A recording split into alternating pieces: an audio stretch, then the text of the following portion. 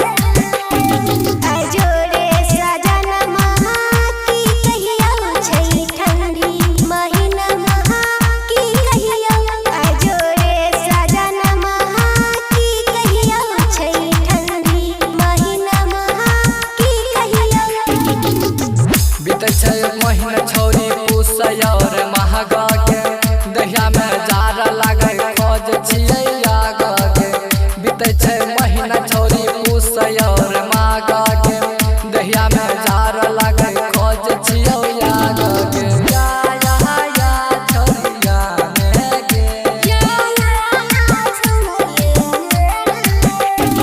कहै छौ दिल खुशहबा ये छौरी